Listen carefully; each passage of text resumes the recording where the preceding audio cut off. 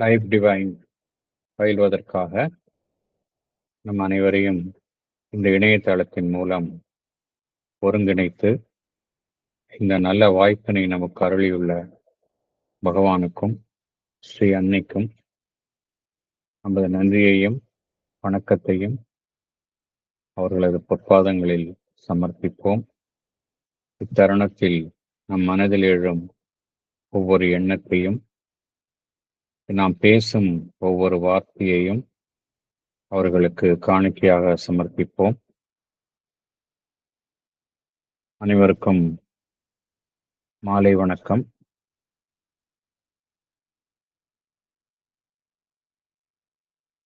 இப்பொழுது நாம் life டிவைன்ல book 2 chapter 15 பார்த்து கொண்டிருக்கின்றோம். அதன் தலைப்பு reality and integral knowledge.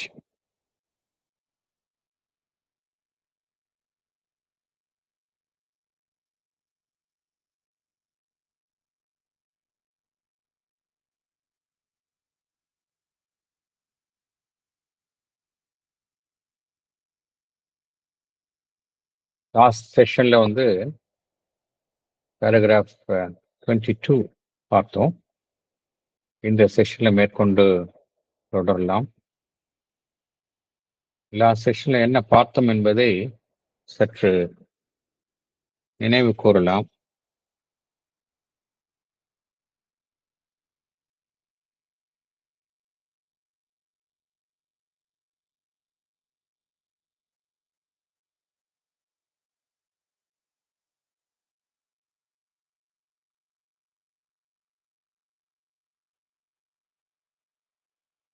Integral knowledge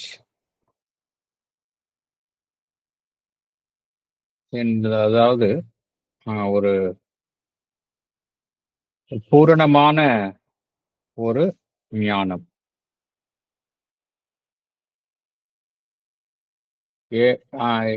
எல்லா அமைப்பிலும் இருக்கக்கூடிய அந்த இறை மெய்மையை உணர்ந்திருக்கும் ஞானம், அதுதான் இந்த இன்டெக்ரல் நாலேஜ் அப்படிங்கிறது.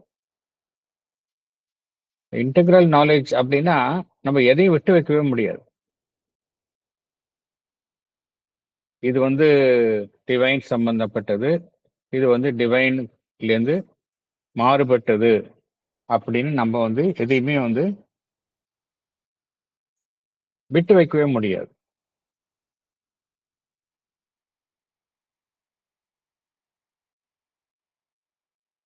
ஆகையினால்தான் இந்த உணர்வு நிலையினுடைய எல்லா தளங்கள், அது அனைத்தையுமே, அதில் உள்ள அனுபவங்கள், இது அனைத்தையுமே நம்ம கண்டறிய வேண்டும். ஸோ எதையும் விட்டு வைக்க முடியாது. இன்டெக்ரல் நாலேஜ் ஒருத்தருக்கு வேணும் அப்படின்னா உணர்வு நிலையினுடைய அனைத்து தளங்கள், டவுன் கீழே இருக்கக்கூடிய ஒரு இன்கான்ஷியன்ஸ் அந்த நிலையிலிருந்து மேல இருக்கக்கூடிய ஒரு சூப்பர் கான்ஷியன்ட் வரைக்கும் எதுவுமே இதுல விளக்க முடியாது.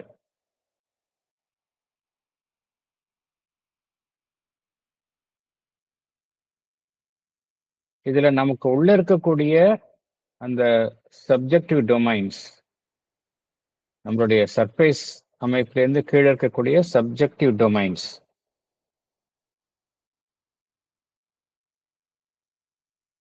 அதுவும் அடங்கும். அதற்குள்ளேயும் நாம் ஆழமாக செல்ல வேண்டும்.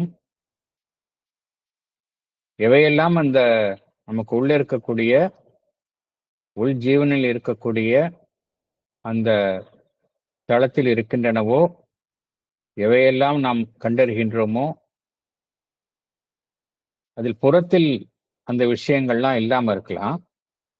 புறத்தில் இல்லாமல் இருந்தாலும் கூட நாம் உள் ஜீவனில் கண்டறியக்கூடிய அனைத்து விஷயங்களையும் பார்த்தோம் அப்படின்னா நம்ம இந்த இன்டெக்ரல் நாலேஜ், பூரணமான ஞானம் என்பதற்குள் தான் அதை அடக்க வேண்டும். இல்லை எதையுமே நம்ம எக்ஸ்க்ளூட் பண்ண முடியாது. ஆன்மீக அனுபவங்கள் ஒருவருக்கு எங்கே ஏற்படுகின்றன அப்படின்னா, நம்மளுடைய ஜீவனினுடைய அந்த உட்புறமான அந்த தளங்களில் தான் எல்லாமே ஆன்மீக அனுபவங்கள்லாம் ஏற்படுகின்றன. எல்லாமே பார்த்தோம் அப்படின்னா நம்மளுடைய உள்ஜீவனில் தான் நடைபெறுகின்றது. அது வந்து ஒரு அந்த கான்சியஸ்னஸ் அப்படிங்கிற ஒரு அமைப்பை எடுத்துக்கொண்டால், கான்சியஸ்னஸ் என்கின்ற ஒரு முழுமையான அமைப்பை எடுத்துக்கொண்டால், இந்த உள்ஜீவன்ல ஏற்படக்கூடிய எதிர்கொள்ளக்கூடிய ஆன்மீக அனுபவங்கள் வந்து ஒரு மாபெரும் அமைப்பாக இருக்கின்றது. அதற்குள்ளே ஒருவர் ஆழமாக செல்ல வேண்டும். அதனுடைய எல்லா விஸ்தீரணங்களையும் ஒருவர் கண்டறிய வேண்டும். அப்பொழுதுதான் ஒருவருக்கு இந்த இன்டெகிரல் நாலேஜ் என்பது கிடைக்கும்.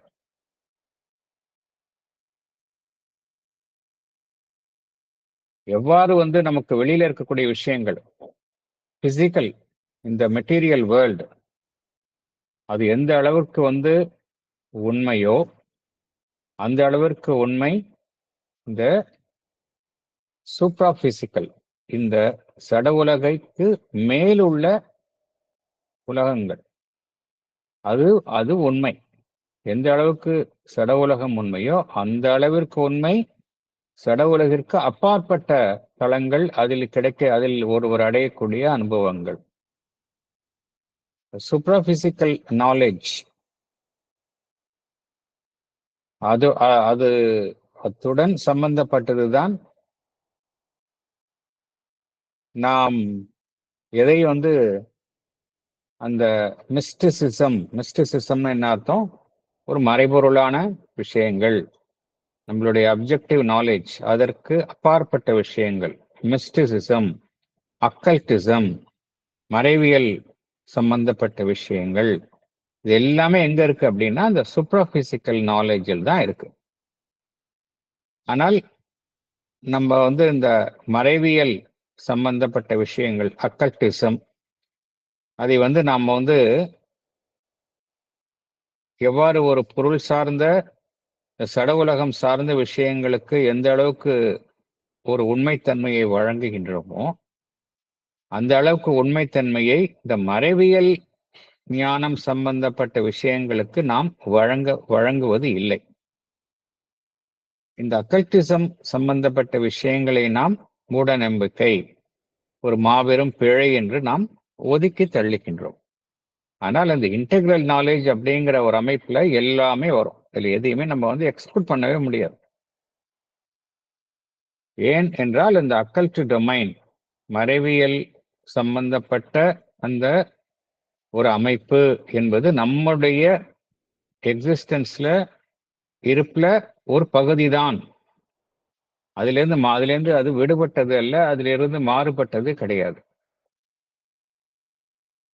உண்மையிலேயே ஒரு அக்கல்டிசம் எது உண்மையான ஒரு மறைவியல் ஞானம் என்றால், இந்த சடவுலகிற்கு அப்பாற்பட்ட விஷயங்கள் குறித்த ஒன்றை உண்மையாகவே கண்டறிதல், அதுதான் வந்து ரியல் அக்கல்டிசம். அதை வந்து உண்மை அல்ல என்று ஒதுக்கி தள்ளாமல் அதற்கு பின்னால் உள்ள உண்மை என்ன இருக்கின்றது என்பதை உள்ளே சென்று கண்டறிதல் தான் ரியல் அக்கல்டிசம் என்று பகவான் கூறுகின்றார். அவ்வாறு நாம் கண்டறியும் பொழுது எதை அறிகின்றோம் என்றால், எந்த விதிகள், மறைந்திருக்கும் விதிகள் ஜீவனையும் இயற்கையையும் வழிநடத்துகின்றதோ அதை நாம் வெளியில் கொண்டு வருகின்றோம். எவையெல்லாம் நம்முடைய மேற்புறத்தில் காணப்படாமல் மறைந்து செயல்படும் விதிகளாக இருக்கின்றதோ அதை நாம் என்ன செய்கின்றோம்? திரைக்கு பின்னால் இருக்கக்கூடியதை நாம் வெளிச்சத்துக்கு கொண்டு வருகின்றோம், மேற்பரப்பில் கொண்டு வருகின்றோம். அதுதான் ரியல் அக்கல்டிசம். அது மனம் சம்பந்தப்பட்ட மனோசக்தி, வாழ்வினுடைய சக்தி, அதே போல இந்த சூட்சும உலகங்களினுடைய சக்தி, அவைகளெல்லாம் எந்த விதியின் அடிப்படையில் செயல்படுகின்றன என்பதை இந்த உண்மையான இந்த மறைவியல் ஞானம், அக்கல்டிசம் என்பது வெளியில் கொண்டு வருகின்றது, கண்டறிகின்றது. ஏனென்றால் இதுவும் இயற்கைக்கு உட்பட்டு இயற்கையின் சக்திகளை நாம் எவ்வாறு வெளியில் பார்க்கின்றோமோ அதே போல இதுவும் ஒரு இயற்கையினுடைய சக்தி தான். ஆனால் இயற்கை என்ன செய்கின்றது, இந்த விதிகளை மேற்புறத்திலுடைய பார்வைக்கு புலப்படாமல் மறைந்துள்ள நிலையில் அது வைத்திருக்கின்றது. இயற்கை இது இயற்கையை சார்ந்துள்ள சக்திகள் தான் இந்த அக்கல்டிசம் என்பதும். ஆனால் நாம் வெளியில் பார்க்கக்கூடிய அந்த இயற்கையினுடைய சக்திகள் மேற்புறத்தில் காண்கின்றோம். ஆனால் இந்த அக்கல்டிசம் அது சம்பந்தப்பட்ட அந்த விதிகள் எல்லாமே இயற்கை என்ன செய்கின்றது, வெளியில் நம்மளுடைய பார்வையில் நம்மால் காண முடியாமல் மறைந்த நிலையில் அது வைத்திருக்கின்றது. ஆகையினால் என்ன உண்மையான அக்கல்டிசம் என்பது என்ன செய்கின்றது, இந்த மறைந்துள்ள உண்மைகள் எந்த இயற்கையின் சக்திகள் எல்லாம் மறைந்த நிலையில் செயல்படுகின்றதோ அதை கண்டறிந்து அதை செயல்படுத்துகின்றது. அதை நம்முடைய ஆளுமைக்கு அறிவுக்கு கொண்டு செயல்படுத்துகின்றது.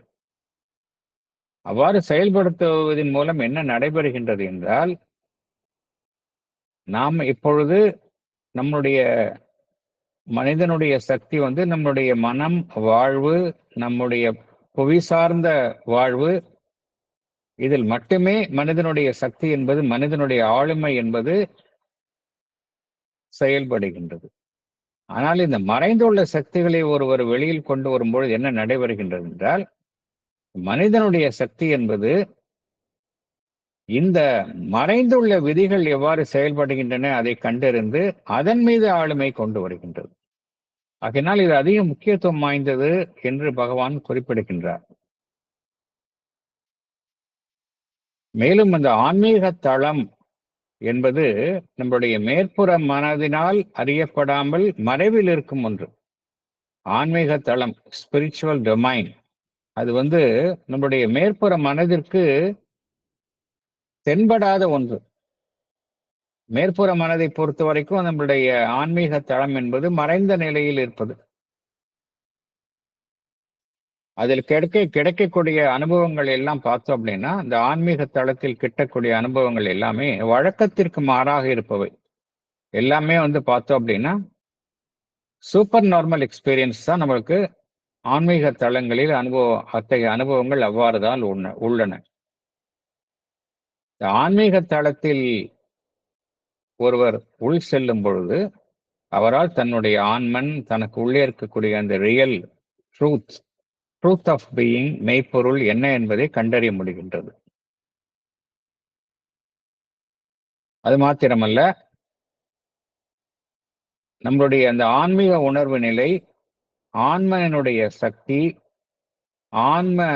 ஆன்மனினுடைய அந்த ஞானம், நமக்குள்ள இருக்கக்கூடிய அந்த ஆன்மீக ரீதியான செயல்பாடு, இவையெல்லாம் கண்டறிந்து இவைகளின் மூலம் நம்மளுடைய புற இயல்பின் மீது ஒரு தாக்கத்தை ஏற்படுத்த நம்மால் முடிகின்றது. இதை வெறும் கண்டறிவது மாத்திரமல்ல, உள்ள இருக்கக்கூடிய ஆன்மன், அதனுடைய சக்திகள், அது குறித்த ஞானத்தை கண்டறிவதன் மூலம் ஒருவருக்கு தன்னுடைய புற இயல்பில் அதனுடைய தாக்கத்தை, அதனுடைய செல்வாக்கை ஏற்படுத்த முடிகின்றது. இது ஒரு மனிதனுடைய பரிணாமத்துல இதை கண்டறிவது என்பது, இது குறித்து அறிந்திருப்பது என்பது பரிணாமத்தினுடைய ஒரு இன்றியமையாத பகுதி என்று பகவான் குறிப்பிடுகின்றார். இது குறித்த உண்மைகள், இது குறித்த சக்திகளை மனித வாழ்விற்கு நாம் கொண்டு வர வேண்டும். அது பரிணாமத்தினுடைய ஒரு பகுதி என்று பகவான் குறிப்பிடுகின்றார். மேலும் பகவான் என்ன குறிப்பிடுகின்றார், நாம் எதை விஞ்ஞானம் என்று கூறுகின்றோமோ, சயின்ஸ்ல நம்ம நிறைய புதிய கண்டுபிடிப்புகளை நாம் கண்டறிகின்றோம், புதிய விதிகளை நாம் கண்டறிகின்றோம். உண்மையிலேயே விஞ்ஞானம் என்பதும் பகவான் என்ன கூறுகின்றார், ஒரு வகையில் ஒரு மறைவியல் ஞானம்தான் அப்படிங்கிறார். Science it self is in its own way an occultism என்று குறிப்பிடுகின்றார். ஏன் பகவான் விஞ்ஞானத்தையும் ஒரு மறைவியல் ஞானம் என்று கூறுகின்றார் என்றால், விஞ்ஞானம் என்ன செய்கின்றது? இயற்கையில் நம்மால் காண முடியாமல் மறைந்திருந்து செயல்படும் விதிகளை அது நமக்கு தெரியப்படுத்துகின்றது. கிராவிடேஷன் ஃபோர்ஸோ இல்ல நியூட்டன்ஸ் லாவோ பார்த்தோம் அப்படின்னா நம்மால ஒரு சாதாரண மனிதனுடைய கண் பார்வைக்கோ அவனுடைய புரிதலுக்கோ எட்டாதது. எந்த விதி செயல்படுவதை ஒரு சாதாரண மனிதன் அறிந்திருக்க வாய்ப்பில்லை. விஞ்ஞானம் என்ன செய்கின்றது? அந்த இயற்கையினுள் மறைந்து செயல்படும் அந்த விதியை அது வெளியில் கொண்டு வருகின்றது. ஒரு விஞ்ஞானத்தினுடைய அறிவின் மூலம் நாம் என்ன செய்கின்றோம்? இயற்கையினுடைய சக்திகளை நாம் மெல்ல மெல்ல மெல்ல முழுவதும் நம் வசப்படுத்துகின்றோம். இயற்கையினுடைய சக்திகளை நாம் வெளியில் கொண்டு வந்து அதை நம் வசப்படுத்துகின்றோம். எந்த சக்திகளை எல்லாம் இயற்கை அதனுடைய செயல்பாட்டில் சாதாரணமாக வெளிப்படுத்தவில்லையோ அதை நாம் என்ன செய்கின்றோம்? அதை விடுவித்து மனித குலத்திற்காக நாம் பயன்படுத்துகின்றோம். இப்போ உதாரணத்திற்கு அட்டாமிக் எனர்ஜி என்பது உள்ளே இருக்கின்றது. அது சாதாரணமாக இயற்கையினுடைய செயல்பாட்டில் நம்ம பார்க்கறது இல்லை. இயற்கையினுடைய சக்தி தான் அதுவும். ஆனால் அது சாதாரணமான வழக்கமான இயற்கையினுடைய செயல்பாடுகளில் அது வெளிப்படுவதில்லை. மனிதன் என்ன செய்கின்றான்? விஞ்ஞானம் என்ன செய்கின்றது? அந்த மறைந்துள்ள இயற்கையினுடைய சக்தியை அது வெளியில் கொண்டு வருகின்றது. இதையெல்லாம் இந்த மறைந்துள்ள சக்திகளையும் செயல்பாடுகளையும் என்ன செய்கின்றது? மனிதனுடைய ஒரு தேவைக்காக அது வெளியில் கொண்டு வந்து ஒரு அமைப்பை உருவாக்குகின்றது. இது பகவான் எவ்வாறு வர்ணிக்கின்றார் என்றால், இந்த செயல்பாட்டை, விஞ்ஞானத்தினுடைய இந்த செயல்பாட்டை, அதாவது இயற்கையில் மறைந்துள்ள மாபெரும் சக்திகளை மனிதனுடைய ஒரு தேவைக்காக வெளியில் கொண்டு வந்து அதை செயல்படுத்துவது என்பதை பகவான் எவ்வாறு வர்ணிக்கின்றார் என்றால், இது ஒரு சடவியல் சார்ந்த ஒரு மாயவித்தை என்று கூறுகின்றார். A vast system of physical magic அப்படிங்கிறார். ஏன்னா அது ஒரு மேஜிக் மாதிரி தான் நம்ம வேலை செய்யுது. நமக்கு வெளியில தெரியல இந்த இவ்வளவு சக்திகள் இருக்கு அப்படிங்கிறது. விஞ்ஞானம் என்ன செய்கின்றது? அதை உள்ள போய் வெளியே கொண்டு வந்து நமக்கு நம்மளுடைய தேவைக்காக அது வெளியில் கொண்டு வருகின்றது. இது ஒரு மேஜிக் போல இருக்கு. A vast system of physical magic அப்படிங்கிறார். இயற்கையினுடைய சக்திகளை இவ்வாறு விஞ்ஞானம் வெளியில் கொண்டு வந்து செயல்படுத்துவது அப்படிங்கிறார். ஏன்னா இது ஏன் இதை தவிர ஒரு மாயவித்தையினுடைய செயல்பாடு இருக்க முடியாது அப்படிங்கிறார். ஏன்னா எல்லாமே மறைந்த உண்மைகள். இயற்கையில் எல்லாம் பார்த்தோம் அப்படின்னா மறைந்துள்ள உண்மைகள், மறைந்துள்ள சக்திகள், மறைந்துள்ள அந்த இயற்கையினுடைய செயல்பாடுகளை விஞ்ஞானம் என்ன செய்கின்றது? மறைந்துள்ள ஒரு விஷயத்தை நம்ம வெளியில கொண்டு வந்தோம்னா அதுதான் மேஜிக் இல்லையா? அதுதான் பகவான் சொல்றார். There can be no other magic than the utilization of secret truths of being, secret powers and processes of nature அப்படிங்கிறார். இதனால என்ன பகவான் எவ்வாறு முடிக்கின்றார் என்றால், இதெல்லாம் பிசிக்கல் நாலேஜ், சட உலகை சார்ந்த ஒரு அறிவு அப்படின்னு எடுத்துக்கொள்ளலாம். சட உலகை சார்ந்த அறிவு பூரணமாக ஒரு முழுமையை எட்ட வேண்டும் என்றால் எது அவசியம் அப்படின்னா, சட உலகிற்கு அப்பாற்பட்ட அந்த அறிவு என்பது கட்டாயம் அவசியம் அப்படிங்கிறார். அப்பதான் நம்மளுடைய சட உலகை சார்ந்த அந்த அறிவு என்பது முழுமையாகும் அப்படிங்கிறார். It may even be concluded that a supraphysical knowledge is necessary for the completion of physical knowledge அப்படிங்கிறார். சூப்பர்பிசிக்கல் நாலேஜ் இல்லாம பிசிக்கல் நாலேஜ்னால எதுவுமே பண்ண முடியாது. நம்ம அனுபவபூர்வமாக இதை உணர முடியும். ஐன்ஸ்டைன் என்ன கூறுகின்றார்? தன்னுடைய கண்டுபிடிப்புகளுக்கு எல்லாம் பார்த்தோம் அப்படின்னா வெறும் ஜீனியஸ் மாத்திரம் இல்ல, இன்டெலிஜென்ஸ் மாத்திரம் இல்ல, இதற்கு மேல இன்ட்யூஷன் தான், அவருக்கு இன்ட்யூட்டிவ் கெப்பாசிட்டி தான் அவருடைய எல்லா கண்டுபிடிப்புகளுக்கும் பின்னணியில் இருக்கின்றது. இன்ட்யூட்டிவ் கெப்பாசிட்டின்னு சொன்னாலே அது வந்து நேச்சுரலி இது வந்து சூப்ராபிசிக்கல் நாலேஜ் தான்.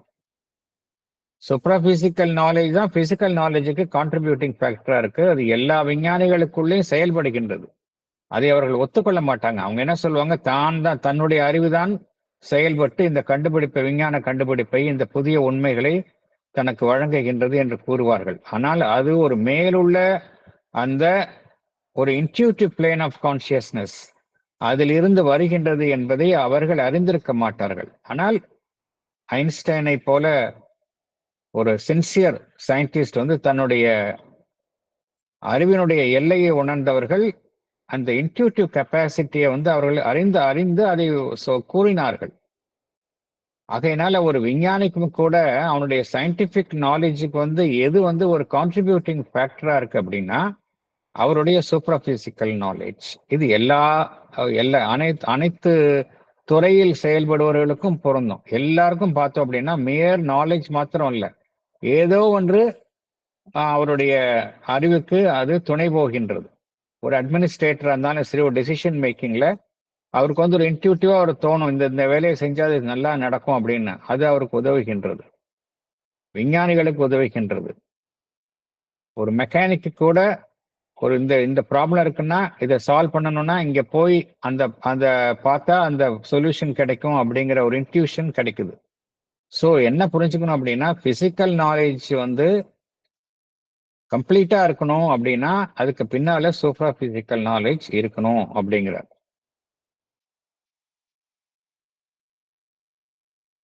பகவான் என்ன கூறுகின்றார், நம்மளுடைய பிசிக்கல் நேச்சர், அதனுடைய செயல்பாடுகள், அதற்கு பின்னால வந்து ஒரு சூப்ரா பிசிக்கல் ஃபேக்டர் இருக்கு அப்படிங்கிறார். அதற்கு பின்னால வந்து ஒரு மென்டல் ஃபேக்டர் இருக்கு, வைட்டல் ஃபேக்டர் இருக்கு, ஒரு ஸ்பிரிச்சுவல் ஃபேக்டர், ஆக்ஷன்லாம் இருக்கு அப்படிங்கிறார்.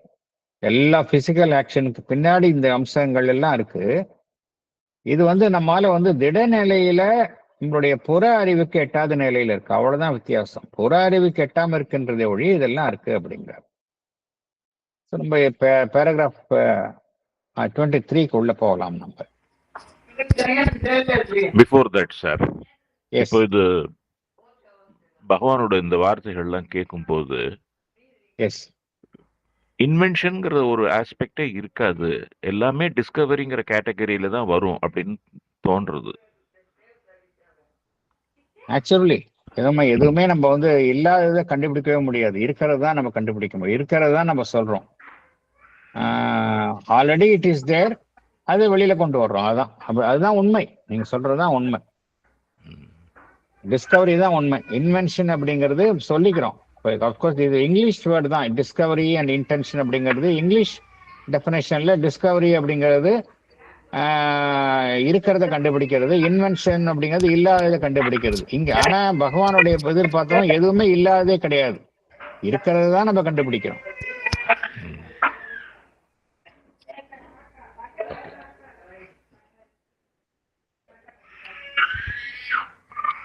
Okay. Book 2, Chapter 15, Reality and the Integral Knowledge, Paragraph 23. All insistence on the soul or the fundamental validity of the objective real takes its stand on the sense of the basic reality of matter. But it is now evident that matter is by no means fundamentally real. It is a structure of energy. It is becoming even a little doubtful whether the acts and creations of this energy itself are explicable except as the motions of power of a secret mind or consciousness of which it processes and steps of structure are the formulas. It is therefore no longer possible to take matter as the sole reality.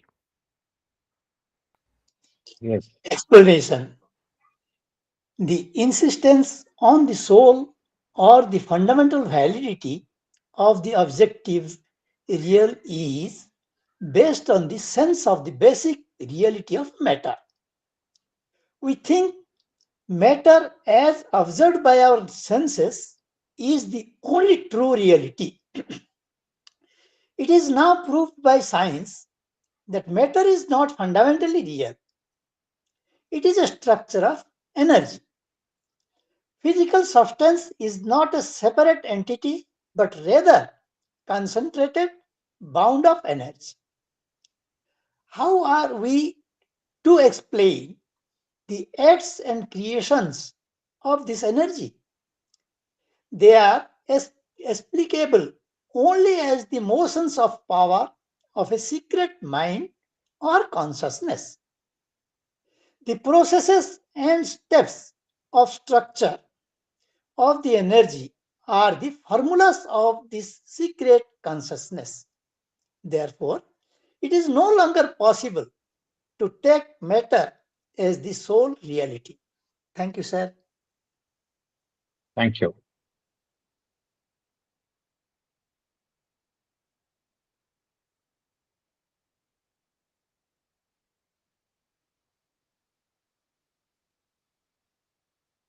பொதுவா நம்ம எல்லாருமே என்ன செய்யறோம்?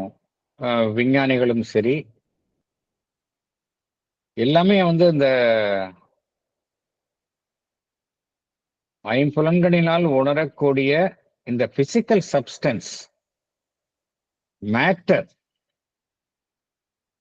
அதுதான் வந்து அடிப்படையில உண்மை அப்படின்னு நம்ம வந்து அதுதான் அந்த என்கின்ற உண்மைதான் வந்து வலியுறுத்தப்படுகின்றது.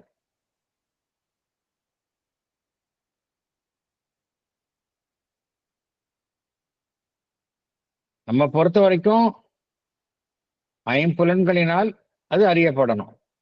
அப்பதான் நம்ம வந்து அதை ரியாலிட்டின்னு ஒத்துப்போம். அப்படின்னா எதுக்கு முக்கியத்துவம் தர்றோம்? நம்ம ரியாலிட்டி ஆஃப் மேட்டர், சடப்பொருளுக்கு தான் நம்ம முக்கியத்துவம் தர்றோம். சரி, சடப்பொருள் என்பது உண்மையா? ஏன் சடப்பொருள் உண்மை தரோம்? நம்ம திடமா இருக்கு, கண்ணால பாக்குறோம் அப்படிங்கிறதுனால நம்ம அதுக்கு முக்கியத்துவம் தரோம். அதுதான் வந்து அடிப்படை அப்படின்னு, நம்ம அடிப்படையில அதுதான் ரியாலிட்டி அப்படின்னு நம்ம சொல்றோம். சரி, சடப்பொருள் என்பது எந்த அளவிற்கு உண்மை அப்படின்னு பார்த்தோம் அப்படின்னா, அடிப்படையில பார்த்தோம் அப்படின்னா சடப்பொருளுக்கும் ஒரு உண்மைத்தன்மை கிடையாது. சயின்டிபிக்கா அதை ப்ரூவ் பண்ணியிருக்கிறாங்க. என்ன சொல்லியிருக்கிறாங்க? எதை நம்ம சடப்பொருள் மேட்டர் அப்படிங்கிறோமோ அது வந்து வெறும் எனர்ஜி தான், வெறும் சக்தி தான் அப்படிங்கிறாங்க. எசென்ஷியல் மேட்டர் அப்படிங்கிறது எதுவுமே கிடையாது. உள்ள எல்லாமே வந்து ஒரு எனர்ஜியினுடைய குவிப்பு தான்.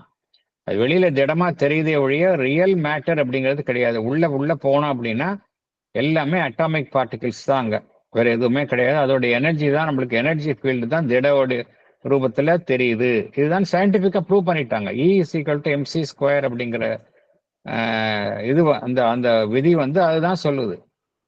எனர்ஜியும் அந்த மேட்டரையும் வந்து ரீப்ளேஸ் பண்ணிக்கலாம். மேட்டர் அப்படிங்கிறதுக்கு அடிப்படையா உண்மைத்தன்மை கிடையாது. அப்படின்னா எப்படி நம்ம அது உண்மைன்னு நம்புறோம் இல்லையா? இட்ஸ் ஸ்ட்ரக்சர் ஆஃப் எனர்ஜி தான். ஈவன் எதை நம்ம உண்மைன்னு சொல்றோமோ அதுவுமே ஒரு எனர்ஜி தான் அப்படிங்கிறாங்க. அப்படின்னா அது எனர்ஜியினுடைய செயல்பாடு தான் நம்மளுக்கு மேட்டரை வெளியில காட்டுது. எனர்ஜியினுடைய சக்தியினுடைய செயல்பாடை எப்படி யார் வந்து அந்த சக்தியினுடைய செயல்பாட்டை நடத்துறாங்க? எல்லா பொருள்கள்லயும் நம்ம பார்க்கிறோம் அட்டாமிக் மூவ்மெண்ட் இருக்கு அப்படின்னு பார்க்கிறோம். எலக்ட்ரான்ஸ் அண்ட் புரோட்டான்ஸ் வந்து ஒன்னோட சுத்திட்டு இருக்குது, அதனால எனர்ஜி வருது. எல்லாமே எனர்ஜி ஃபீல்டு தான் அப்படிங்கிறது பார்க்குறோம். உள்ள எனர்ஜி உள்ள இருக்கு அப்படிங்கிறத நம்ம பார்க்குறோம். எனர்ஜி தான் மேட்டரா வெளியில தெரியுதுன்னு பார்க்குறோம். ஸோ அல்டிமேட்டா உள்ள போக போக போக வெறும் சக்தி தான் அப்படிங்கிறத உணர்றோம். அந்த சக்தியினுடைய இயக்கம் எதனால் ஏற்படுகின்றது? அதற்கு பின்னால மூல காரணமாக என்ன இருக்கிறது? எதனால சக்தியின் இயக்கம் ஏற்படுகின்றது அப்படின்னு பார்த்தோம் அப்படின்னா, இத சரியாக விளக்கணும். இதுக்கு ஒரே ஒரு விளக்கம் தான் இருக்க முடியும் அப்படிங்கிறார். இந்த கேள்விக்கான விளக்கம் ஒரே ஒரு விளக்கமாகத்தான் இருக்கணும் அப்படிங்கிறார். அது என்ன விளக்கம் அப்படின்னா, அந்த சக்தி அனைத்து சக்தியினுடைய இயக்கத்திற்கும் பின்னால் இருப்பது ஒரு மறைந்திருக்கும் ஒரு ரகசியமாக அதற்குள்ளே இருந்து செயல்படும் ஒரு மனம் ஆர் கான்சியஸ்னஸ் அப்படிங்கிறார். a secret mind or consciousness அப்படிங்கிறார். அதுதான் அந்த சக்திக்கும் பின்னால இருக்கு அப்படிங்கிறார். அதனுடைய ஒரு செயல்முறைகள், அதனுடைய அமைப்புகள் தான் வெளியில மேட்டரா இருக்கு அப்படிங்கிறார். அதனால என்ன புரிஞ்சுக்கணும் அப்படின்னா, மேட்டர் தான் உண்மைன்னு சொல்றோமே, சடப்பொருள் தான், இந்த சட உலகம் தான் உண்மைன்னு சொல்றோமே, சோல் ரியாலிட்டின்னு சொல்றோமே, அதை இனிமே சொல்ல முடியாது அது மாதிரின்னு சொல்றாரு. இவன் சயின்டிபிக்காவே ப்ரூவ் பண்ணிட்டாங்க. இட்ஸ் மேட்டருக்குள்ளே இருக்கக்கூடிய எனர்ஜி தான் அப்படின்னு ப்ரூவ் பண்ணிட்டாங்க. இந்த எனர்ஜி எப்படி வேலை செய்யுதுங்கிறதுக்கு உண்மையான காரணம், அதற்கு பின்னால ஒரு சீக்ரெட் மைண்ட் ஆர் கான்சியஸ்னஸ் இருக்கு. அதுதான் உண்மை. சூப்பர் மைண்ட் இருக்கிறதுனால தான் எல்லாமே வேலை செய்கின்றது. இந்த உண்மையில பார்க்க போனோம் அப்படின்னா, நம்ம நம்மளுடைய அடிப்படையே அங்க தகர்க்கப்படுகின்றது. அடிப்படையில என்ன சொல்றோம், எல்லாம் சடப்பொருள் இருந்தாதான் நாங்க உண்மையை ஏற்றுப்போம்னு சொல்றோம். அதுவே இங்க உண்மை இல்லை என்கின்ற ஒரு நிலைக்கு தள்ளப்படுகின்றது. ஸோ என்ன புரிஞ்சுக்கிறோம் அப்படின்னா, மேட்டர் தான் மெட்டீரியலிஸ்ட், பொருள் முதல்வாதிகள் சொல்ற மாதிரி எல்லாமே சடப்பொருள் சட உலகம் தான் உண்மை. சட உலகத்தை அதுதான் முதலும் இறுதியும். சட உலகை தாண்டிய விஷயங்கள் எதுவுமே இல்லைன்னு சொல்றது முற்றிலும் தவறானது. ஸோ இந்த ஒரு கருத்தை நம்ம புரிஞ்சுக்கிறோம். அடுத்தது போகலாம்.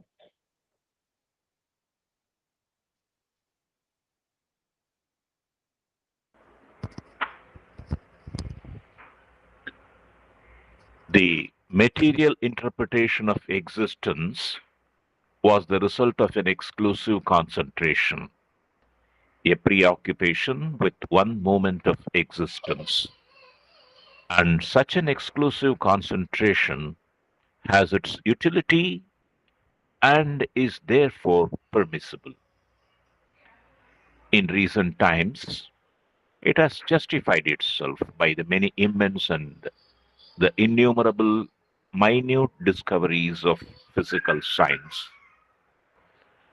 But a solution of the whole problem of existence cannot be based on an exclusive one-sided knowledge.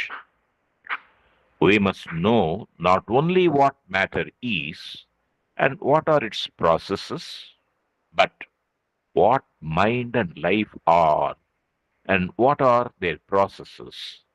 And one must know also spirit and soul and all that is behind the material surface.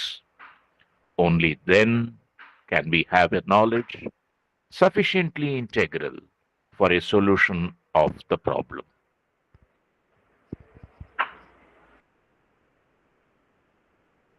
Thank you.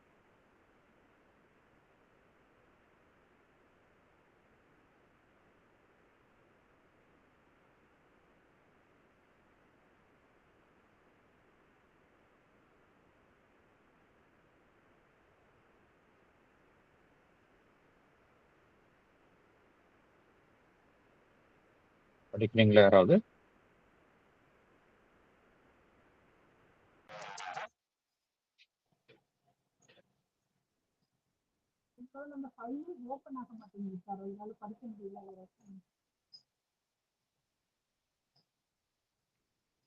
Voice கேட்கல. Hello, 200 is now disconnected.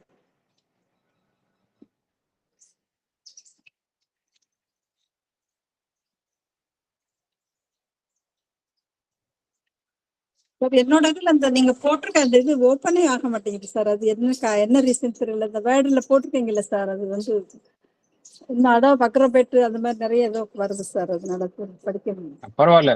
சுஜயா ji, can you read please? வந்து இப்ப என்னன்னு தெரியல, இன்னைக்கு மட்டும் வர மாட்டேங்குது. Please read. Yes, sir.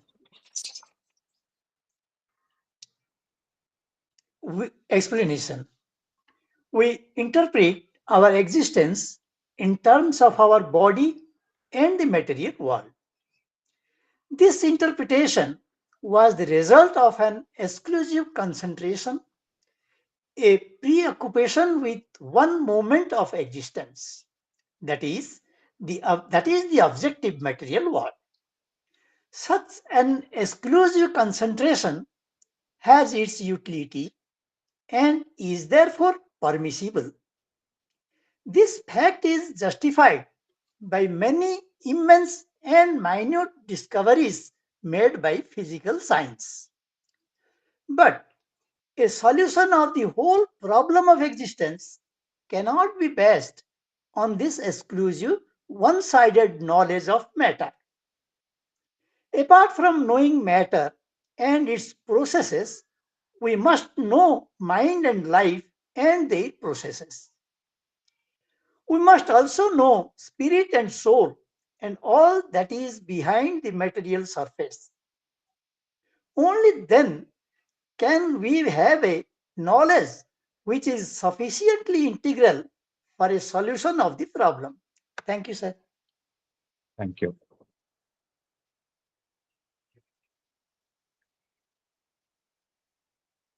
ஒரு பிசிக்கல்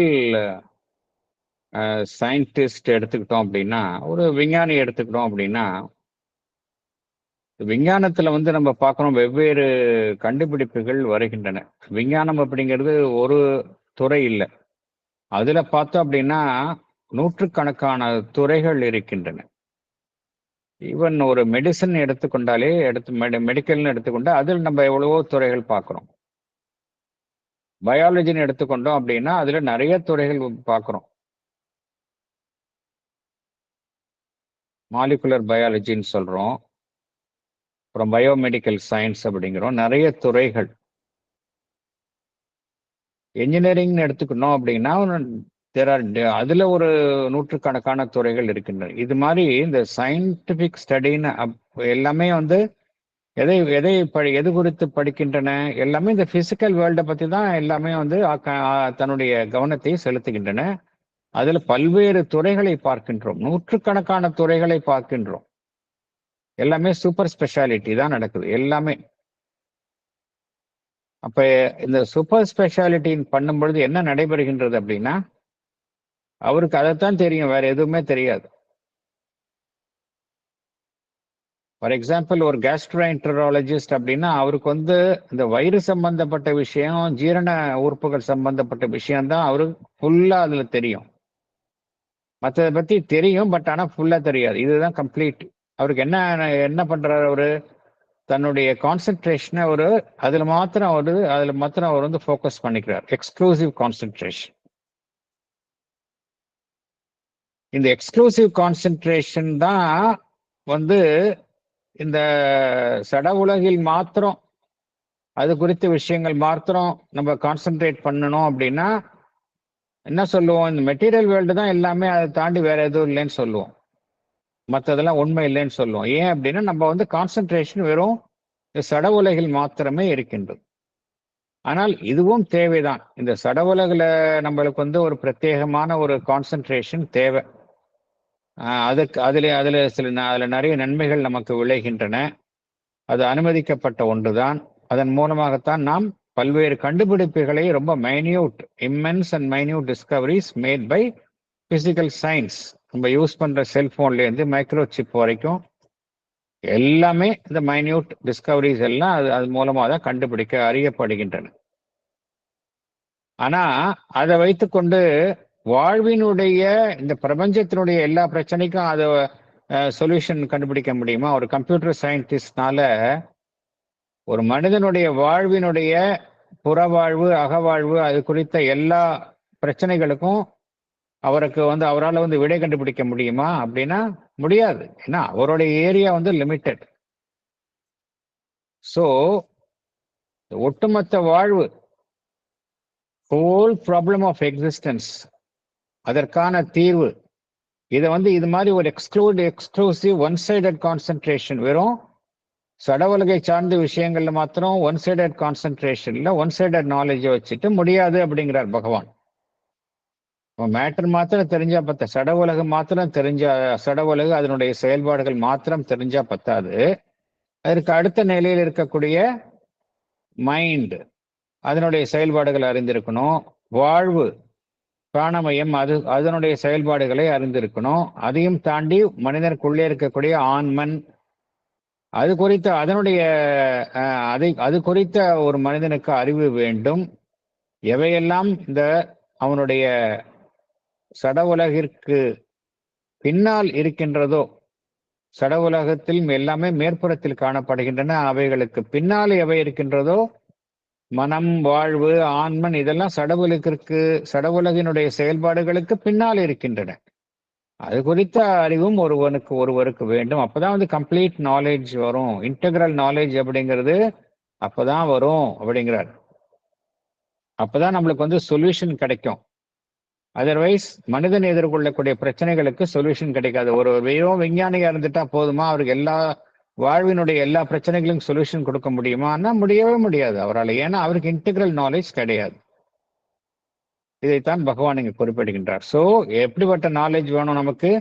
மேட்டர் குறித்த நாலேஜும் வேண்டும், மைண்ட் குறித்த நாலேஜும் வேண்டும், லைஃப் குறித்த நாலேஜும் வேண்டும், அதற்கு உள்ளே இருக்கக்கூடிய ஆன்மன் குறித்த நாலேஜும் வேண்டும். அப்பதான் வந்து நம்மளுக்கு வந்து இன்டெகிரல் நாலேஜ் கிடைக்கும் அப்படிங்கிறார். அடுத்தது போகலாம். For the same reason, those views of existence which arise from an exclusive or predominant preoccupation with mind or with life, and regard mind or life as the sole fundamental reality, have not a sufficiently wide basis for acceptance. Such a preoccupation of exclusive concentration may lead to a fruitful scrutiny, which sheds much light on mind and life, but cannot result in a total solution of the problem.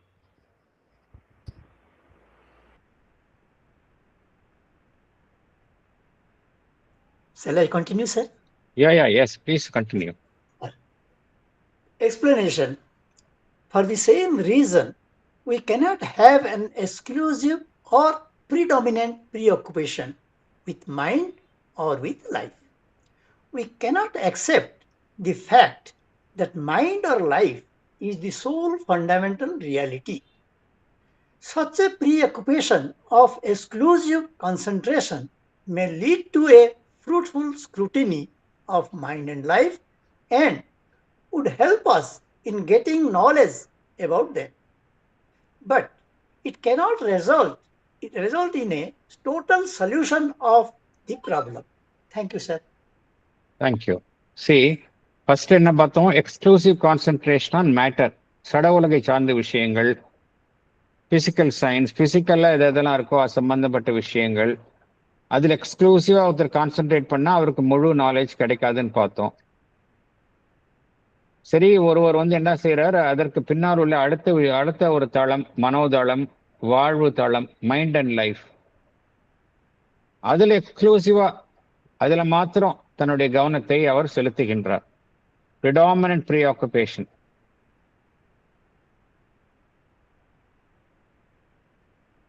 அதுல மாத்திரம் அவர் வந்து தன்னுடைய முழு கவனத்தையும் செலுத்தி அதுதான் வந்து உண்மையிலேயே ஒரு மெய்யான விஷயம், மற்றதெல்லாம் வந்து மெய்யான விஷயங்கள் இல்லைன்னு சொல்றாருன்னு வச்சுக்கலாம். அதுவும் சரியாக இருக்காது அப்படிங்கிறார் பகவான். ஏன்னா இங்க எப்படி அங்க வந்து மேட்டர்ல சட உலகில் மாத்திரம் பிரத்யேகமான ஒருவர் கவனத்தை குவித்து மற்றவை குறித்த ஒரு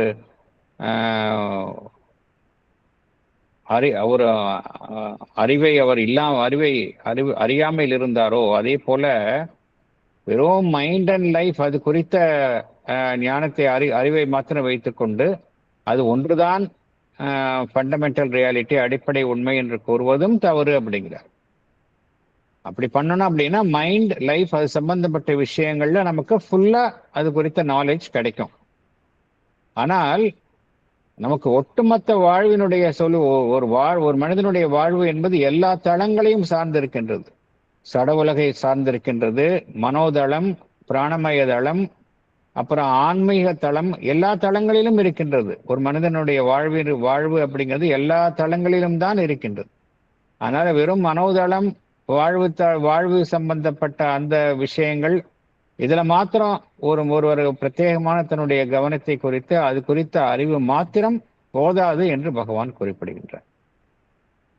அடுத்தது போகலாம். It may very well be that An exclusive or predominant concentration on the subliminal being, regarding the surface existence as a mere system of symbols for an expression of its soul reality, might throw a strong light on the subliminal and its processes and extend vastly the powers of the human being. But it would not be by itself an integral solution or lead us successfully to the integral knowledge of reality. Yes. Sir, continue, sir. Yeah, please. Explanation. We may have an exclusive or predominant concentration of the subliminal being. We may regard the surface existence as a mere system of symbols for the expression of its soul reality. This might throw a strong light on the subliminal and its processes and extend vastly the powers of the human being. But it would not be by itself an integral solution or lead us successfully to the integral knowledge of reality. Thank you, sir. Thank you. Again முதல்ல சடப்பொருளை மாத்திரம் concentrate செய்யறதும் full knowledge integral knowledge கிடைக்காதுன்னு பார்த்தோம். அடுத்தது mind and life, மனோதளம் பிராணமயதளம், அதில் மாத்திரம் concentrate பண்ணாலும் அதை மாத்திரம் உண்மை அப்படின்னு சொல்லுவதும் தவறு, முழுமையான ஒரு நாலேஜ் கிடையாது அப்படிங்கிறத பார்த்தோம். அதுக்கு அடுத்தது ஒருவர் என்ன செய்கின்றார், தன்னுடைய மனதை உள்ஜீவனுக்கு செல்கின்றார். சப்லிமினல் பீயிங், அதில் மாத்திரம் அவர் கான்சென்ட்ரேட் செய்கிறார். அதில் மாத்திரம் தன்னை முழுமையாக ஒருமுகப்படுத்துகின்றார். வேற எங்கேயும் பார்க்கறது இல்லை. அவர் மனம், அவருடைய மனம், வாழ்வு, இந்த சட உலகம், அதில் இருந்து விலகி வெறும் உள்ஜீவனில் மாத்திரம் அவர் இருக்கின்றார்னு வைத்துக் கொண்டாலும் கூட அவரை பொறுத்த வரைக்கும் என்ன இருக்கும், இந்த வெளியில இருக்கக்கூடிய இந்த சர்ஃபேஸ் எக்ஸிஸ்டன்ஸ் வெறும் குறியீடுகள் தான். உள்ள இருக்கக்கூடிய அந்த உள்ஜீவனினுடைய உண்மைகளை வெளிப்படுத்தும் வெறும் குறியீடுகள் தான் என்று அவர் கருதுகின்றார். mere systems of symbols for an expression of its soul reality அப்படின்னு அவர் சொல்றார். இப்படி ஒருத்தர் இருந்தார்னா அவருக்கு அந்த உள் ஜீவனினுடைய அந்த பகுதி, அது குறித்த ஒரு முழுமையான முழுமையான ஞானம் கிட்டும். அது குறித்த ஒரு முழுமையான ஒரு வெளிச்சத்துல அவரால் செயல்பட முடியும். ஒரு உள்ஜீவனில் இருந்து கொண்டு ஒரு முழுமையான ஒரு ஒளியில அவரால் செயல்பட முடியும். அதனுடைய செயல்பாடுகளை நன்கு அறிந்திருக்க முடியும். அதன் மூலமாக அவருக்கு மனிதனுக்குள் இருக்கக்கூடிய மறைந்திருக்கும் சக்திகளை அவரால் செயல்படுத்த முடியும். ஆனா இதுவும் ஒருவருக்கு ஒரு முழுமையான ஒரு பூரணமான ஒரு தீர்வை வழங்காது அப்படிங்கிறார்.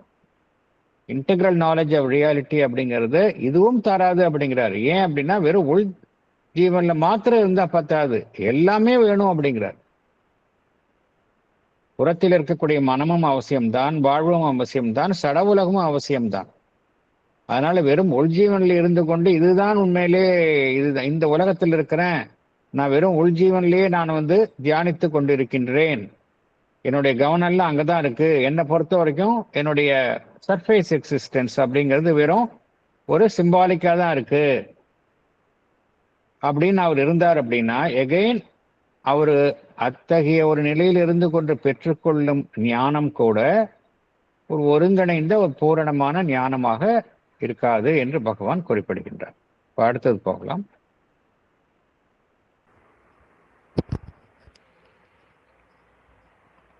In our view, the spirit, the self, is the fundamental reality of existence. But an exclusive concentration on this fundamental reality to the exclusion of all reality of mind, life, and matter, except as an imposition on the self, or unsubstantial shadows cast by the spirit might help to an independent and radical spiritual realization, but not to an integral and valid solution of the truth of cosmic and individual existence. Let me continue, sir. Yeah. Explanation. Explanation. In But- our view, the spirit, the self, is the fundamental reality of existence. We may have an exclusive concentration on the self. We may exclude the reality of mind, life, or matter and consider them an imposition of the self or unsubstantial shadows cast by the spirit. This might help us to get an independent and radical spiritual realization, but it would not give us an integral and valid solution of the truth of cosmic and individual existence. Thank you, sir. அடுத்து வர்றது வந்து இந்த ஆன்மீகவாதியின் துறவியின் மறுப்புன்னு படிச்சிருக்கோம் இல்லையா, refusal of the ascetic life டிவைன்ல நம்ம chapter 2 chapter 3 refusal of the ascetic. அவங்க என்ன செய்வாங்க, வெறும் ஆன்மனிலேயே இருந்து விடுவது. ஏன்னா நம்ம என்ன சொல்றோம், ஆன்மன் அந்த செல்ஃப் அதுதான் ஃபண்டமெண்டல் ரியாலிட்டின்னு சொல்றோம். உண்மைதான் அது, it is true. Spirit and self வந்து ஃபண்டமெண்டல் ரியாலிட்டி தான், தட் இஸ் ட்ரூ. ஆனா அதுல மாத்திரம் எக்ஸ்க்ளூசிவ் கான்சென்ட்ரேஷன் இருந்தது அப்படின்னா நம்ம மைண்டை நம்ம ரிஜெக்ட் பண்ணிடுறோம், லைஃபை ரிஜெக்ட் பண்றோம், இந்த சட உலகை நம்ம ஒதுக்கி தள்ளுகின்றோம். அதெல்லாம் வந்து என்னுடைய ஆன்மனின் மீது படிந்துள்ள அல்லது சுமத்தப்பட்ட ஒரு நிழல்கள். அவைகளுக்கு எந்த விதமான உண்மைத்தன்மையும் கிடையாது. என்னுடைய மைண்ட் வந்து ஒரு மாயை, வாழ்வு ஒரு மாயை, சட உலகம் ஒரு மாயை. அப்படியே நம்ம ஒரு நிலைப்பாட்டை எடுத்தோம் என்றால் அது எதற்கு நமக்கு உதவும்? நிச்சயமாக நமக்கு வந்து ஒரு ஆன்மீக சித்தியை எட்டுவதற்கு அது உதவும். Independent and radical spiritual realisation அப்படிங்கிறார்.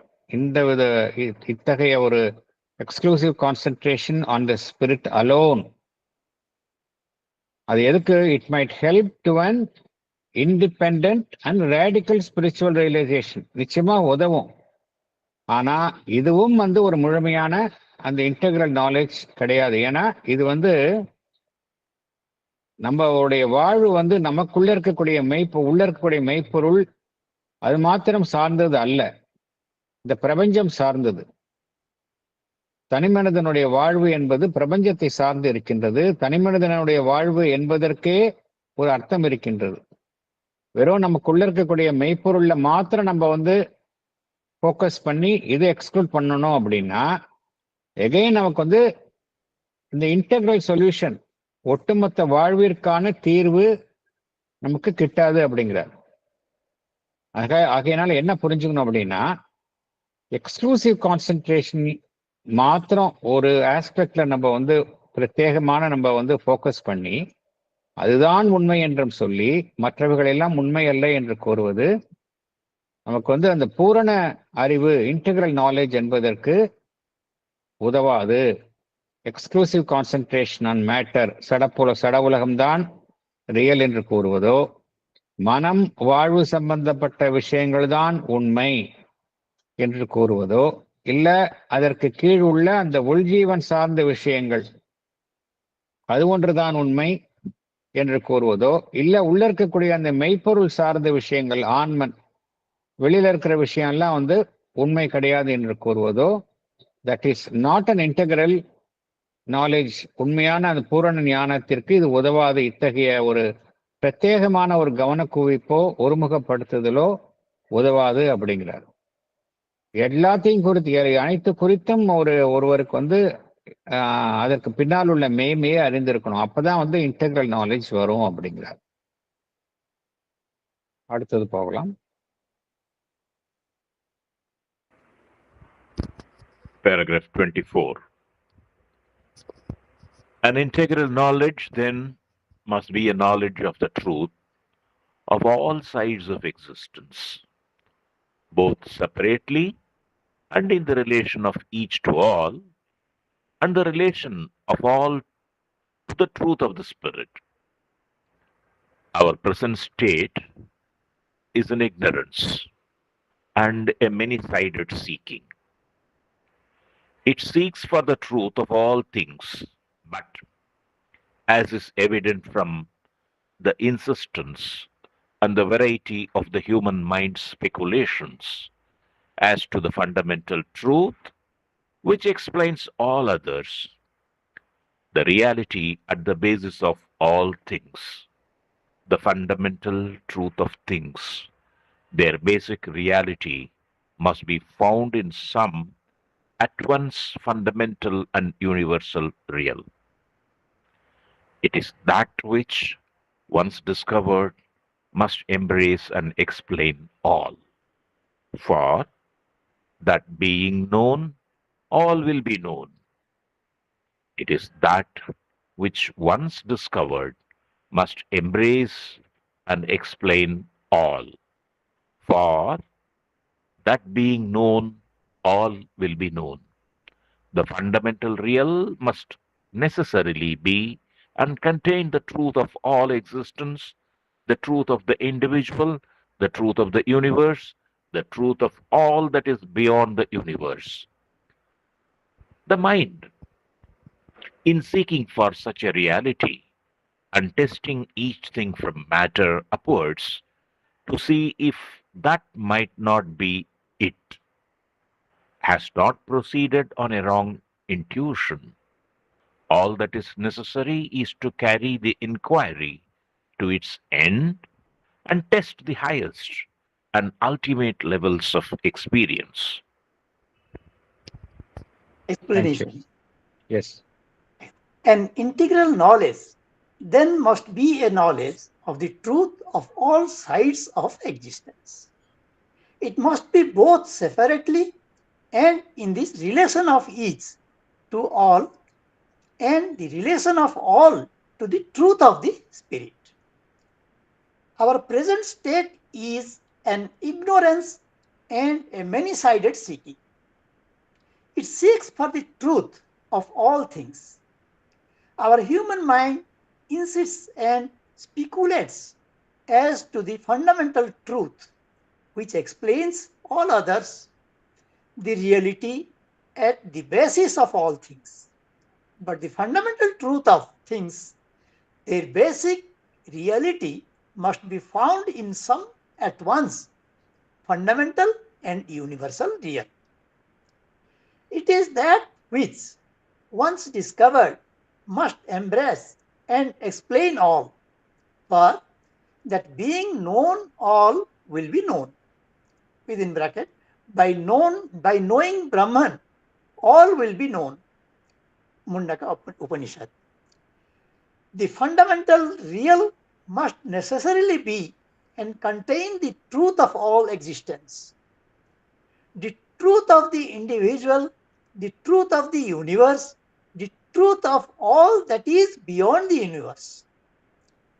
The mind, in seeking for such a reality, tests each thing from matter upwards to see if that might be such an ultimate reality. The mind thus, in its action, has proceeded only on a right intuition. All that is necessary is to carry the inquiry to its end and test the highest and ultimate levels of experience. Thank you, sir. Okay. இதுல என்ன சொல்றான்னு சொல்றேன். அது வந்து இந்த paragraph பெரிய காம்ப்ளெக்ஸா இருக்கிற மாதிரி இருக்குது. பட் ரொம்ப சிம்பிளா ஒரு உண்மையை தான் சொல்றாரு பகவான்.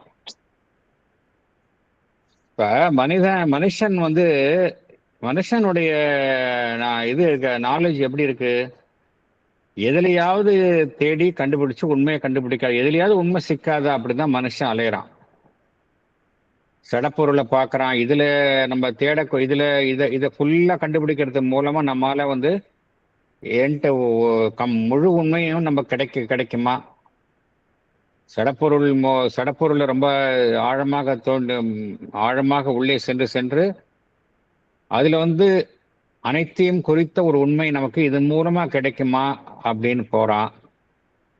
இல்ல மைண்டை வச்சுக்கிட்டு சரி இது மைண்ட்ல ஃபுல்லா உள்ள போயிட்டு இதுதான் அனைத்துக்கும் ஒட்டுமொத்த வாழ்விற்கும் அதற்கான தீர்வை மனம் மூலமாக அடைய முடியுமா, அதற்கான அடிப்படை உண்மை இதுல இருக்குமா, இல்ல வாழ்வுல இருக்குமா, அதற்குள்ளே ஆழமாக சென்று ஒட்டுமொத்த வாழ்விற்கும்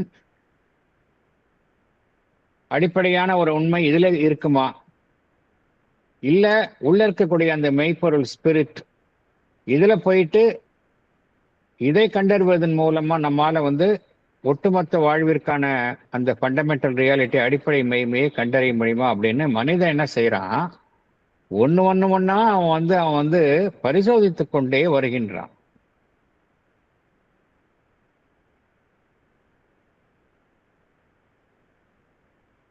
இப்ப நமக்கு எது தேவை? இப்ப இது மாதிரி தனியா பரிசோதித்து பார்த்தோம் அப்படின்னா நமக்கு என்ன கிடைக்கும்? பார்ஷியல் நாலேஜ் தான் கிடைக்கும். மனம்னா மனம் குறித்த நாலேஜ் கிடைக்கும், லைஃப்னா லைஃப் குறித்த நாலேஜ், மேட்டர்னா பிசிக்கல் நாலேஜ் கிடைக்கும், பிசிக்கல் ஆப்ஜெக்ட்ஸ் குறித்த நாலேஜ் கிடைக்கும். அது எல்லாமே பகுதி நாலேஜ் தான். இன்டெகிரல் நாலேஜ்னா என்ன அர்த்தம் அப்படின்னா வாழ்வினுடைய அனைத்து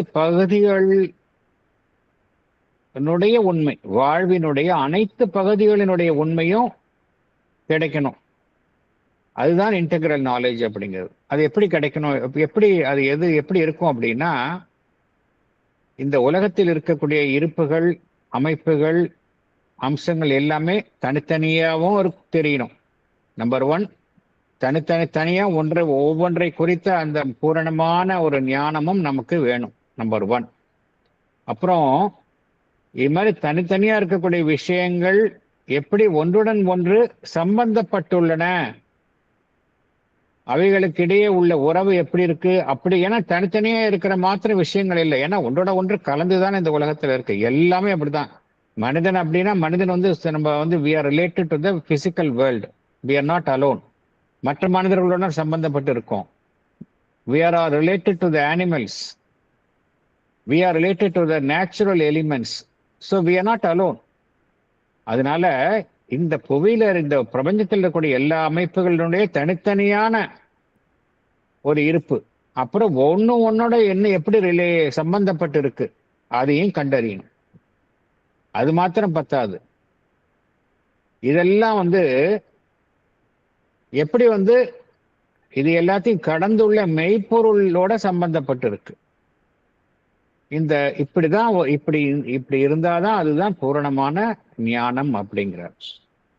இப்ப நம்மளுடைய பிரசன்ட் ஸ்டேட் எப்படி இருக்கு அப்படின்னா நம்ம அறியாமையில தான் இருக்கிறோம். அறியாமையிலிருந்து நம்ம ஞானத்தை நோக்கி செல்கின்றோம் அப்படின்னு தான் பகவான் மீண்டும் மீண்டும் கூறுகின்றார். நம்மளுடைய சீக்கிங் எப்படி இருக்கு? மெனி சைடட் சீக்கிங்கா இருக்கு. இங்க போலாமா, அங்க போலாமா, இங்க போலாமா, அங்க போலாமா, இதுல நம்மளுக்கு ஏதாவது கத்துக்கலாமா அப்படின்னு தான் நம்ம இங்கும் அங்கும் நம்ம அலைபாய்ந்து கொண்டுதான் இருக்கிறோம். நமக்கு ஒரு இடத்துல போய் கம்ப்ளீட் நாலேஜ் கிடைக்குமா அப்படிங்கிறது நம்ம we are not sure. நமக்கு எப்படி இருக்கு? மெனி சைடட் சீக்கிங்கா தான் இருக்கு. நம்ம எல்லாத்துக்கும் பின்னால் உள்ள உண்மையை கண்டறியணும் அப்படிங்கிறத நம்ம அதைத்தான் நாடுகின்றோம். அனைத்திற்கும் பின்னால் உள்ள உண்மை என்ன, அதை கண்டறிவதில் நம்ம நாடுகின்றோம். இந்த நாடுவதில் நம்ம எந்த ஒன்றை நாம் வலியுறுத்துகின்றோம் என்றால், இது மாதிரி நம்ம பல விஷயங்களை நாடும் பொழுது எந்த ஒரு அடிப்படை உண்மையின் பெயரில் நாம் செயல்படுகின்றோம் என்றால்,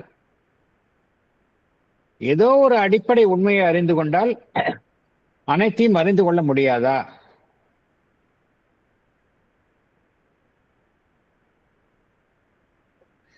முந்தியெல்லாம் என்ன பண்ணுவோம், நம்ம ஒவ்வொரு பொருளையும் வாங்கறதுக்கு வெவ்வேறு கடைகளுக்கு போவோம். ஒரு 10 சாமான் வாங்கணும்னா 10 கடைக்கு போவோம். இப்போ மாடர்ன் லைஃப்ல என்ன ஆயிடுச்சு அப்படின்னா, ஒரு பெரிய ஒரு மல்டி ஸ்பெஷாலிட்டி சூப்பர் மார்க்கெட்டுக்கு போனோம் அப்படின்னா அது என்ன சொல்றாங்க, ஒன் ஸ்டாப் ஷாப் அப்படிங்கிறாங்க. அங்க போனா நம்மளுக்கு எல்லாம் கிடைக்குது, வெளியில எங்கேயுமே போக தேவையில்லை, கடை கடையா போக தேவையில்லை, எல்லாமே ஒரே ஷாப்ல நமக்கு கிடைக்குது. அதே போல ஒவ்வொரு விஷயமா பார்த்து பார்த்து பார்த்து பார்த்து இதுக்கு உண்மை என்ன அப்படின்னு கண்டுபிடிக்கிறதுக்கு பதிலா ஒன்றை முழு நம்ம எப்படி இருக்கு, நம்மளுடைய சீக்கிங் எப்படி இருக்கு அப்படின்னா,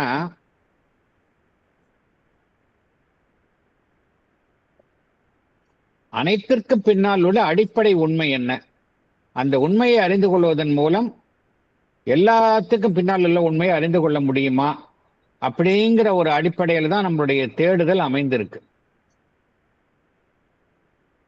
அதனால நம்ம எதை நோக்கி நாடுகின்றோம், எல்லாத்துக்கும் அடிப்படையில் என்ன உண்மை இருக்கு, ஃபண்டமெண்டல் ட்ரூத் ஆஃப் திங்ஸ். அதே போல அனைத்திற்கும் பின்னால் உள்ள அந்த மெய்மை, அடிப்படை மெய்மை என்னவா இருக்கின்றது, அது எது மாதிரி விஷயத்துல இருக்கும் அப்படின்னா 2 விஷயம் இருக்கணும் அப்படிங்கிறார்.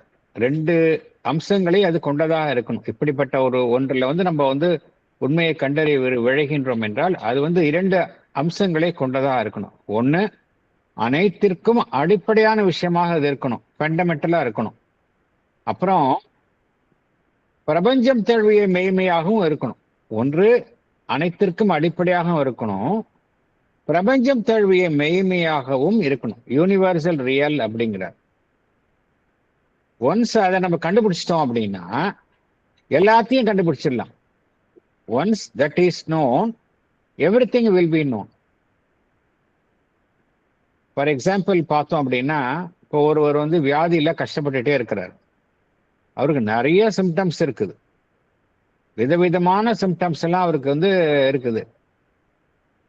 டாக்டர்கிட்ட போறாரு, ஒரு நல்ல ஒரு கெட்டிக்கார டாக்டரா இருந்தா என்ன செய்வார் அவர் வெறும் சிம்டம்ஸ் மாத்திரம் ட்ரீட் பண்ணுவாரா? அவரு 10 சிம்டம் இருக்குன்னா ஒவ்வொரு சிம்டம்க்கு ட்ரீட் பண்ணிட்டு இருக்க மாட்டார். அவர் என்ன செய்வாரு, ரொம்ப நல்ல எக்ஸ்பர்ட் டாக்டரா இருந்தா எல்லா சிம்டத்துக்கு பின்னாடி ஏதோ ஒண்ணுதான் மூல காரணமா இருக்கணும். இந்த மூல காரணத்தை நம்ம கரெக்ட் பண்ணிட்டோம் அப்படின்னா இந்த சிம்டம்ஸ் எல்லாத்தையும் நம்ம சரி பண்ணிடலாம் அப்படிங்கிறத அவர் ட்ரை பண்ணுவார். அதே மாதிரிதான் மனிதனுடைய அந்த தேடுதலும் இருக்கு. ஏதோ ஒரு விஷயத்தை கண்டுபிடிச்சு அந்த விஷயத்தை கண்டுபிடிச்சிட்டா, ஏன்னா அதுதான் ஃபண்டமெண்டல், எல்லாத்துக்கும் பின்னால் உள்ள உண்மையை கண்டுபிடிச்சிடலாம் அப்படிங்கிற ரீதியில தான் மனிதனுடைய தேடுதல் இருக்கு. இதை நம்ம முண்டகோபனிஷத்துல பிரம்மனை குறித்து தான் இதை இவ்வாறு கூறுகின்றார்கள். பிரம்மனை நம்ம கண்டறிவதன் மூலம் அனைத்தையும் கண்டறிந்து விடுவதில்லை. ஏன்னா பிரம்மன் தான் எல்லாமே, all is Brahman. Once that being known, all will be known. இது பகவான் மண்டகோபனிஷத்துல கோட் பண்றார். இங்க அவர் குறிப்பிடல, பட் அதுதான் இங்க கோட் பண்றாரு. That being known, all will be known. அந்த ரீதியில் தான் மனிதனுடைய தேடுதல் இருக்கு. அப்படின்னா எதை நம்ம நாடணும், தனித்தனியா மேட்டர் சடப்பொருளையே நாடுவதும் தவறு அப்படின்ட்டோம். வாழ்வு மனம் தனித்தனியா நாடக்கூடாது. உள்ஜீவனில் மாத்திரம் இருந்தோம்னா அங்கேயும் உண்மை கிடைக்காது. வெறும் ஸ்பிரிட் ஆன்மல்ல இருந்தா அது இங்கேயும் உண்மை கிடைக்காது அப்படின்ட்டோம். அப்படின்னா எதை நம்ம தேடி கண்டுபிடிக்கணும், அப்பதான் நம்மளுக்கு ஒட்டுமொத்த இருப்பினுடைய பின்னால் உள்ள உண்மையை கண்டுபிடிக்கணும். அப்படின்னா எல்லாத்துக்கும் அடிப்படையா இருக்கக்கூடிய மெய்மையை நம்ம கண்டுபிடிக்கணும், கண்டறியணும். அது குறித்த நாலேஜ் வேணும் அப்படிங்கிறார். இன்டெகிரல் நாலேஜ் பத்தி நம்ம பேசிட்டு இருக்கிறோம், அது குறித்த நாலேஜ் வேணும். அது எப்படி இருக்கணும் அப்படின்னா ஃபண்டமெண்டல் ரியலா இருக்கணும், எல்லாத்துக்கும் அடிப்படையில் இருக்கக்கூடிய ஒரு மெய்மையா இருக்கணும். அனைத்து இருப்புகளினுடைய உண்மையையும் அது தன்னுள்ளே கொண்டதாக இருக்கணும். ஒரு தனி மனிதனுக்கு பின்னால் இருக்கக்கூடிய உண்மையை அது தன்னுள்ளே கொண்டதாக இருக்கணும். இந்த பிரபஞ்சத்திற்கு பின்னால் உள்ள உண்மையை அது தன்னுள்ளே கொண்டதாக இருக்கணும். அதே போல தனி மனிதன், பிரபஞ்சம், அதற்கு அப்பாற்பட்டு இருக்கக்கூடிய அந்த உண்மையையும் அது தன்னுள்ளே கொண்டதாக இருக்கணும். இண்டிவிஜுவல், யூனிவர்சல் அண்ட் டிரான்சென்டன்ட், இந்த 3 நிலைகளை பகவான் குறிப்பிடுகின்றார். சோ மனம் என்ன செய்கின்றது, மைண்ட் என்ன செய்கின்றது? மைண்ட் பேசிக்ல இருந்து ஆரம்பிக்குது. சடப்பொருள் இருக்குமா, இந்த உண்மையை கண்டுபிடிக்கலாமா அப்படிங்கிறது டெஸ்ட் பண்ணுது. மைண்ட் டெஸ்ட் பண்ணுது. அப்படிப்பட்ட ஒரு மெய்மையை கண்டறிவதற்காக பகவான் எதையுமே நம்ம டிஸ்கார்ட் பண்ணல. சயின்டிஸ்ட் எப்படி இருக்கானோ அதையும் ஏத்துக்கிறாரு. மைண்ட் வந்து டெஸ்ட் பண்ணுது, மேட்டர்லேருந்து டெஸ்ட் பண்ண ஆரம்பிச்சிருது, இந்த உண்மையை தேடி கண்டுபிடிக்குது. அதுல ஏதாவது இந்த அந்த ஃபண்டமெண்டல் ரியாலிட்டியை கண்டுபிடிக்க முடியுமான்னு அது கண்டுபிடிக்குது. மேட்டர்லேருந்து கண்டுபிடிச்சு மைண்டு வாழ்வு இப்படிலாம் போயிட்டே இருக்குது. இது தப்பான செயலா? இது வந்து ஒரு ராங் ஆக்ஷனா அப்படின்னா பகவான் என்ன சொல்றாரு? கிடையாது அப்படிங்கிறார். ரொம்ப அழகா சொல்றாரு பாருங்க, பியூட்டிஃபுல்லா சொல்றாரு. The mind in seeking for such a reality and testing each thing from matter upwards to see if that might not be it has not proceeded on a wrong intuition அப்படிங்கிறார். அது ஒன்றும் தப்பான ஒரு இன்ட்யூஷன்ல ப்ரொசீட் பண்ணல. இந்த இந்த இந்த செயலை எங்க எல்லாத்துலேயும் பின்னால் உள்ள ஒரு மெய்மையை தேடுவது அப்படிங்கிறது மைண்டினுடைய ஒரு ராங் இன்ட்யூஷன் கிடையாது அப்படிங்கிறார். பகவான் வந்து ரெண்டு நெகட்டிவ் போடுறாரு. அது ஒரு உண்மை தான் என்னன்னா அது கிடையாது அப்படிங்கிறார். Has not proceeded on a wrong intuition அப்படிங்கிறார். மைண்டினுடைய வேலையே தேடுதல் தானே, எங்க உண்மை கிடைக்கும் அப்படின்னு தேடிக்கிட்டே இருக்காது. தப்பு கிடையாது. ஆனா எப்படி போகணும் அப்படிங்கிறத சொல்றார். All that is necessary is to carry the inquiry to its end. வெறும் மேட்டர்ல மாத்திரம் இருந்துட்டு உண்மையினோ முடிவு பண்ணக்கூடாது. மைண்ட்ல மாத்திரம் இருந்துட்டு அது உண்மையினோ, வாழ்வுல மாத்திரம் இருந்துட்டு உண்மையினோ, வெறும் ஸ்பிரிட்ல மாத்திரம் இது உண்மையினோ சொல்லக்கூடாது. நீ எல்லாத்துக்கும் பின்னாடி உள்ள அதோட இறுதிக்கு செல்லணும். அப்புறம் எது எல்லாத்திலும் அதிமேன்மையாக இருக்கின்றதோ, test the highest and ultimate levels of experience. இங்க போனாதான் நம்ம சொன்னமே that being known all will be known அப்படிங்கிற ஒரு நிலைமை நமக்கு ஏற்படும். All that is necessary is to carry the enquiry to its end and test the highest and ultimate levels of experience. இந்த நிலைமைக்கு இந்த நிலையை ஒருவர் எட்டும் பொழுது என்ன கிடைக்கும் அப்படின்னா அவருக்கு கம்ப்ளீட் நாலேஜ், இன்டெகிரல் நாலேஜ் வந்துடும். ஸோ அந்த நிலைமை வந்து பகவான் எதை குறிப்பிடுகின்றார்? அதை யாராவது சொல்ல முடியுமா? அது லாஸ்ட் சென்டென்ஸ்ல சொல்றார் பகவான். எதை மறைமுகமாக குறிப்பிடுகின்றார்? அங்க போயிட்டோம் அப்படின்னா கம்ப்ளீட் நாலேஜ் கிடைக்கும் அப்படிங்கிறார்.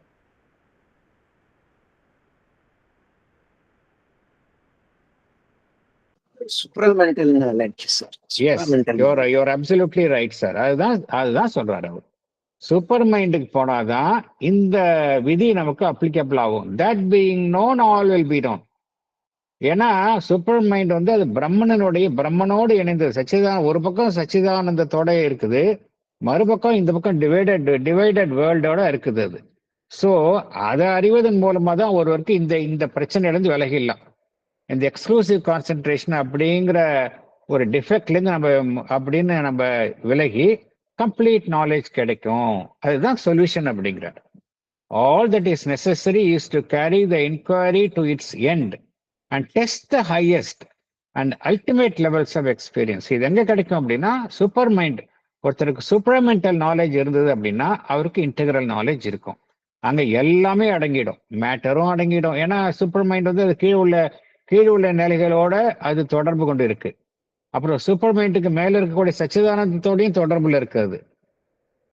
அந்த இதுக்கு போயிட்டார் அப்படின்னா கம்ப்ளீட் நாலேஜ் கிடைக்கும். அதைத்தான் பகவான் சொல்றார். நம்ம இது வரைக்கும் நம்ம எக்ஸ்க்ளூசிவா பார்க்காம ஒருவர் அந்த சூப்பர் மைண்டுக்கு போகும்பொழுது கம்ப்ளீட்டா வந்து போகும். ஆனா இந்த ப்ராசஸ் இருக்குதே, தேடுதல், மேட்டர், லைஃப், மைண்ட் தேடுதல் வந்து தப்பு இல்லை அப்படிங்கிறார். அது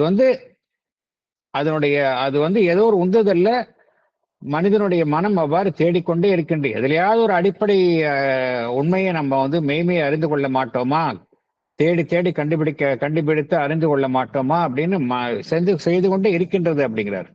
அதோடைய ப்ராசஸ் வந்து தப்பு கிடையாது. அல்டிமேட்லி இதெல்லாம் வந்து பரிணாமத்துல தவிர்க்க முடியாது. பரிணாமத்தில் இப்படிதான் பல்வேறு நிலைகளை கடந்துதான் நம்ம எதை நோக்கி சென்று கொண்டு இருக்கின்றோம் அப்படின்னா இது மாதிரி தடுமாறி தேடுதலை தாண்டி once we reach the supramental higher consciousness, then நமக்கு வந்து கம்ப்ளீட் நாலேஜ் கிடைக்கும், இன்டெகிரல் நாலேஜ் கிடைக்கும் என்று பகவான் குறிப்பிடுகின்றார். தேங்க்யூ ரங்கராஜன் சார், ரொம்ப கரெக்டா ப்ராம்ப்டிங் நீங்க பண்ணீங்க. தேங்க்யூ.